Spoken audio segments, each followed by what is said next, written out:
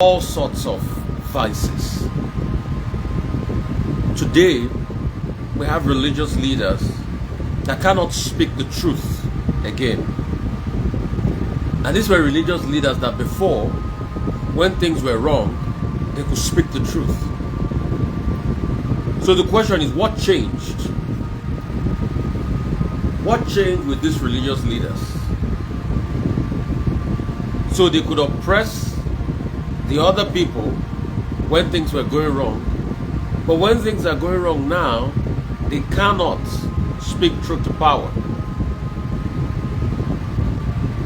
What changed? You want to ask them. What changed? And they keep trying as much as possible to make excuses for a government that is failing. Any religious leader that is compromising is oppressive in nature.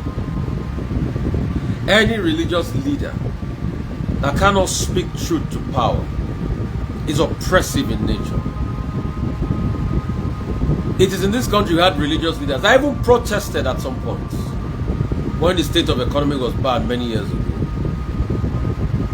Today, these are the religious leaders that are making excuses as regards how bad things are. It's oppressive that, and when these religious leaders say these things in the name of God and they call God into it, I think it is time for them to dissociate God from personal opinions and opinions that are not founded, that are oppressive. If you can't speak the truth in favor of people that are being put down, that are being pulled down, that are being oppressed, then you as a religious leader, you failed in the God you profess. There is God of men, and there are people that want to be the God of men. But there's this supernatural being. But there are some that just want to lie in the name of God and say things that are not true and support people that might be close to them and not say things that are right, that are just. If you made a mistake in the past, why not state it? But you seeing the truth and not being able to speak up is oppressive in nature. As a religious leader, you should get to a point like Father Oscar Romero that is ready to die on the altar for his convictions. If things are bad, you should be able to say it.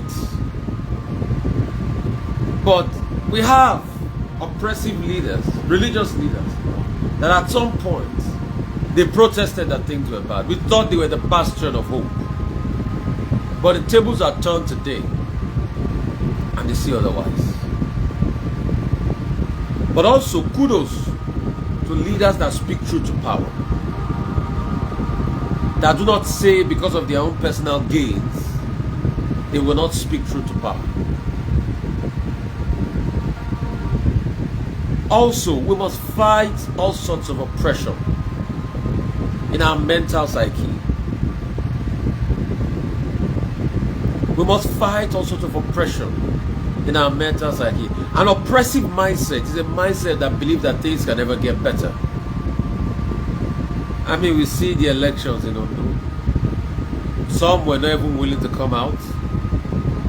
Some came out and say, oh, let's just get on with it.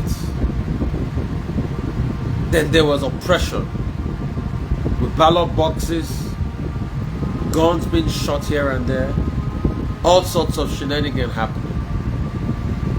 And you wonder, is that leadership? Is that what elections are supposed to be? Is that the peaceful conduct we expect? Is that the peaceful interface of ideas? But no, oppressive people. And the question is, we don't know where they want to take all of this they are amassing to.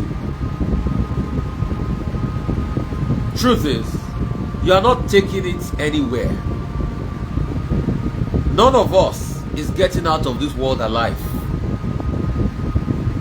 The case of Elijah that went up in a chariot of fire, the mathematical chances that that's going to happen is not plausible now. None of us is getting out of this world alive. So that means whatever you are acquiring today, you will leave it on this earth. Why don't you stop being oppressive towards people and start to use any of those gatherings to help people?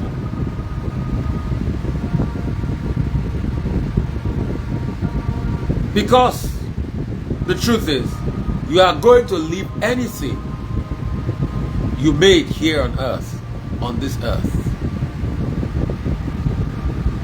None of us, I repeat, is getting out of here alive. No matter how rich, how successful, you can't buy life.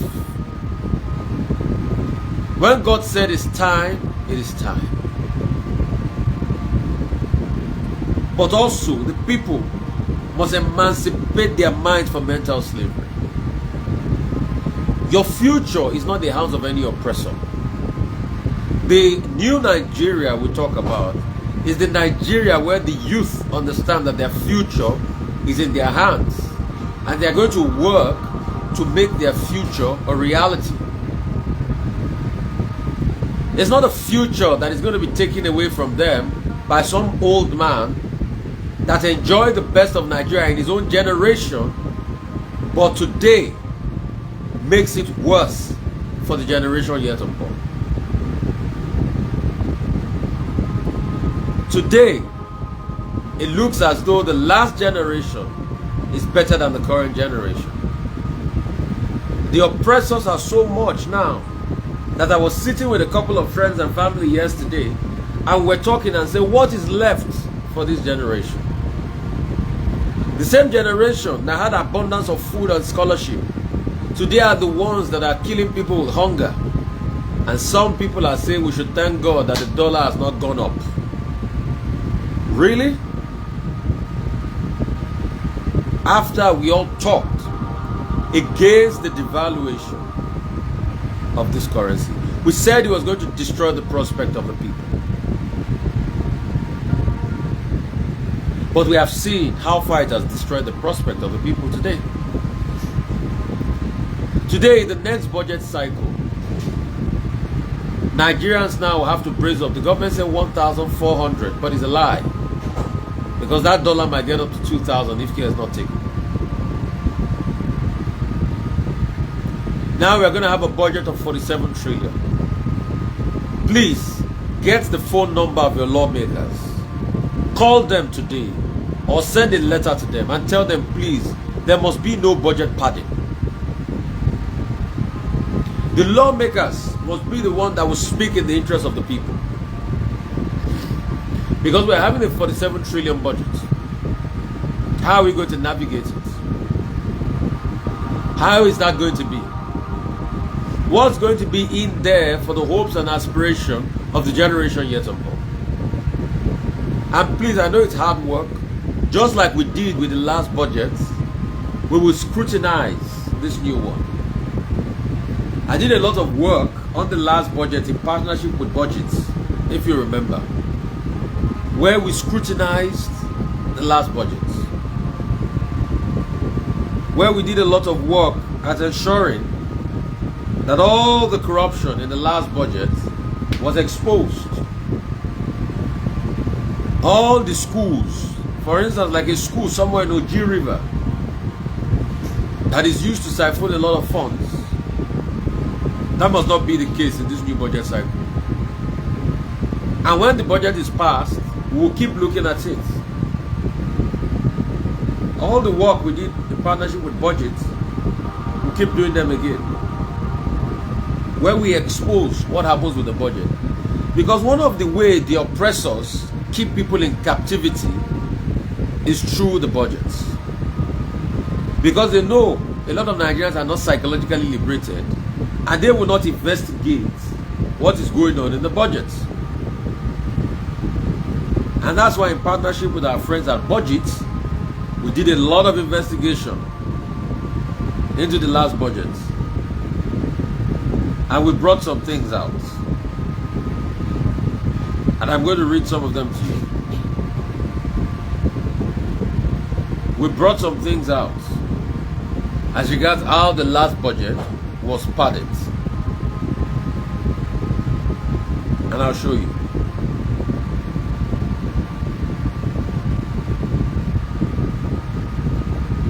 Just look at the capex of UCH. The same UCH that people protested recently, that for 17 days they had no power, was padded with 2 billion as an expenditure for projects in Ekiti, robbing the main institution of using the resource for what is most important. UCH. Can you imagine? Construction and equipping of intensive care units and amenity center for rural farming communities of Aramoko, Ekiti. And that's supposed to be part of UCH budgets.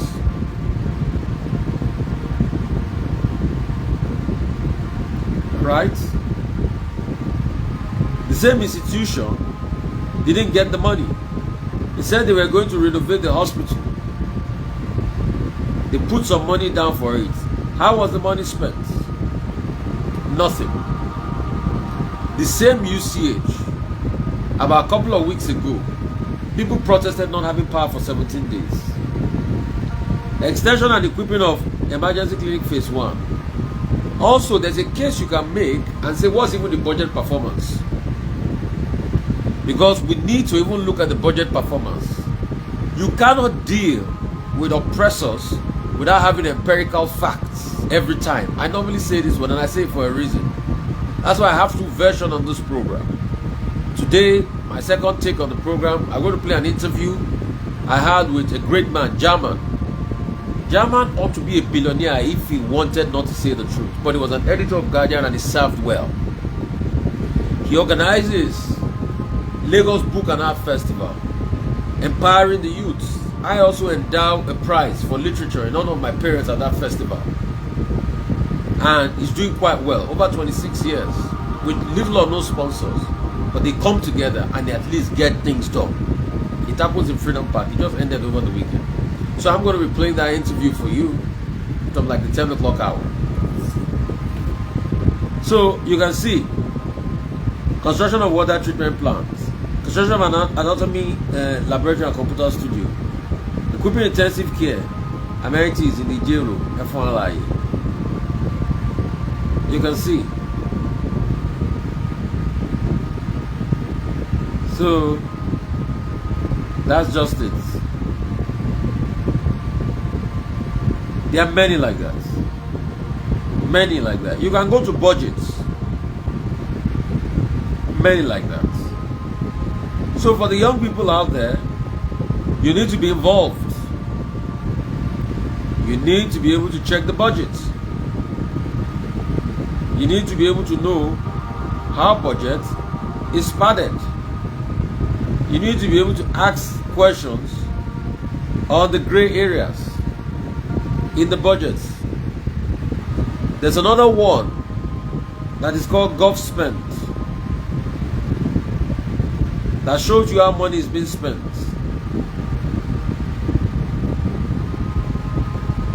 You get, like when 700 million president's wife spent 700 million on foreign trips to US, UK after pledging to show good example. 700 million.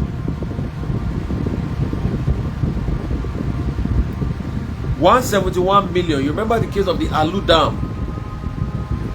171 million was paid for rehabilitation of Alu Dam in Borno in July before the eventual collapse of the dam.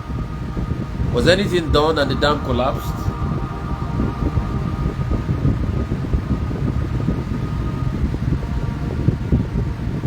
So you can see what's going on. 16.06 billion. The presidency spent 16.06 billion naira to buy foreign currencies for international trips in 1 year. 16.06 billion to buy foreign currencies for international trips in 1 year. 16.06 billion to buy foreign currencies for international trips in 1 year.